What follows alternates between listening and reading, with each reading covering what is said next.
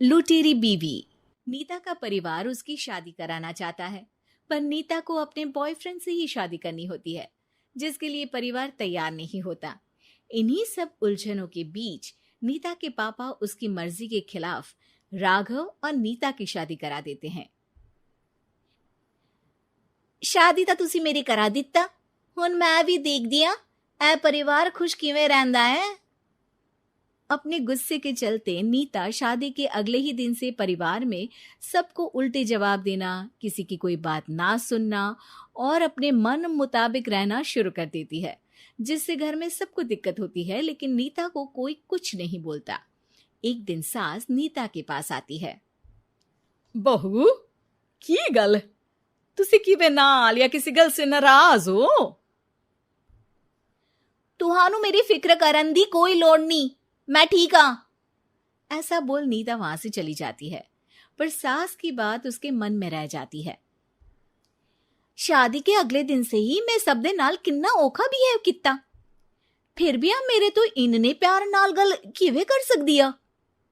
मानू नफरत करनी नहीं आउंदी, ऐस करके वो सोचती आ कि एक ना एक दिन तुहाड़ा गुस्सा भी खत्म हो जाऊगा। यह कदे नहीं हो सकता।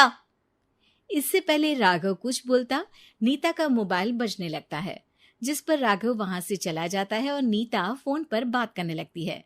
जिसके बाद अगले दिन से नीता की जैसे ही आत्मा बदल गई हो, वो बिना किसी के बोले घर के सारे काम कर देती है। उसकी ऐसी काया पलट देख राघव और उसकी माँ हैरान रह जाते हैं। बहू तबियत शबियत ता ठीक सी? तबियत छड्डो मां, मैनू लगदा आ इसदा दिमाग हिल गया। ए तुसी दोनों की गल करी जांदे हो? मैं ठीक आ ते मेरा दिमाग भी। बस आज रियलाइज हो गया कि मैं अपने गुस्से विच कितना प्यारा परिवार ठुकरा रही सी। नीता की बात सुनकर सब बहुत खुश होते हैं और अब नीता सास की सेवा से लेकर पति की हर बात मानने लगती है, जिसकी वजह से कुछ ही समय में घर की सारी भाग दौड़ उसके हाथों में आ जाती है। उसी के साथ सास और राघव भी हर काम के लिए नीता पर ही डिपेंड हो जाते हैं। नीता मेरा लैपटॉप किथे आ? बहू मेरी दवाइयां। अब नीता अच्छी पत्नी और सर्वगुण संपन्न बहू बन गई होती है और इसी तरह विश्वास जीतते हुए एक दिन तिजोरी की चाबियां भी उसके हाथ में आ जाती है। ऐ हुई ना गल, हुन आएगा जिंदगी विच स्वाद। तिजोरी की चाबियां हाथ में आती ही नीता एक रात सास और पति के सोते ही सारे गहने और कैश लेकर घर छोड़ अपने बॉयफ्रेंड के पास चली जाती है। रवि मैं आ गई, अब सानू कोई अलग नहीं कर सकता। ते वेख मैं सारी ज्वेलरी ते कैश भी साथ ले आई। नीता की ये बात सुनकर रवि खुश हो जाता है और वो दोनों साथ रहने लगते हैं, जिसमें नीता पूरा समय काम करती है तो रवि उसके लाए पैसों पर ऐश करता रहता है। मैं तेरे तो प्यार कर दिया ता करके ससुराल छड़ाई, और एक तू आ जो पैसों दे आगे कुछ भी नहीं देखदा। ओ महारानी अपने काम तो काम रख, मेरे ते जुबान लड़ान दी जरूरत नहीं, वरना इस घर तो बाहर कर देना है। ऐ मेरा घरा तेरा ससुराल नहीं, जीवे मन किया रहली इथे रहन लाई, हाथ चला जुबान नहीं। रवि की बातें सुन नीता के सिर पर जैसे आसमान ही टूट जाता है।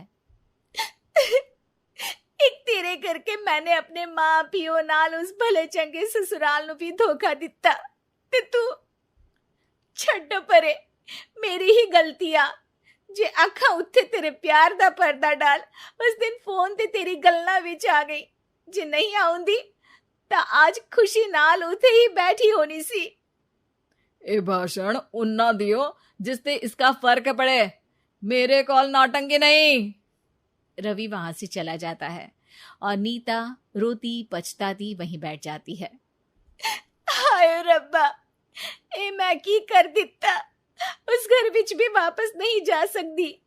एक ता घर छोड़ा, नाल चोरी भी की, कोई मेहड़ माफ नहीं करूंगा। घर कैसे वापस जाए इसी डर से नीता रवि का घर छोड़ नहीं सकती। इसी तरह दिन बीतते हैं और उन्हीं के साथ हालात बद से बदतर होते जाते हैं। अब रवि पैसों और अपनी मनमानी के लिए नीता के साथ मारपीट भी शुरू कर देता है, जिससे परेशान होकर एक दिन नीता उसे छोड़ अपने ससुराल वापस आ जाती है। जिसे वहां देख राघव गुस्से से लाल हो जाता है। हुन इथे की लेना या हमारी जिंदगी के साथ घर ता तू पहले ही बर्बाद कर गई सी। जान दिया, मेरी गलती माफी लायक नहीं। मैं कमली सी उस ढोंगी नु सच्चा प्यार दे इस सच्चे प्यार नु बोझ समझती बैठी। मैनू माफ कर दो। जे मेरी नू रानी समझ गई आ कि उस तो गलती हुई आ, फिर किस बात का रुसना मनाना। केड़ी नू रानी? रानी बोलन जोगा इसने केड़े झंडे गाड़ दिए? मां याद कर, तेरे घर विच चोरी कर बहू ते पत्नी सब रिश्ते तोड़ भाग गई सी। और फिर की मानता रहिया, गलती हो गई सी। एक गलती ता रब भी माफ कर देता ते तू और मैं ता सिर्फ इंसान ही आ। माफ कर दे, मैं बोल रही आ ये दोबारा कदी कोई गलती नहीं करेगी। इसदा नहीं ता मेरा ही भरोसा कर ले। ठीक आ, जिवे तुहानू ठीक लगे, पर इसे बोल दे मेरे कोलो कोई उम्मीद ना रखे। तुसी जीवे कहोगे।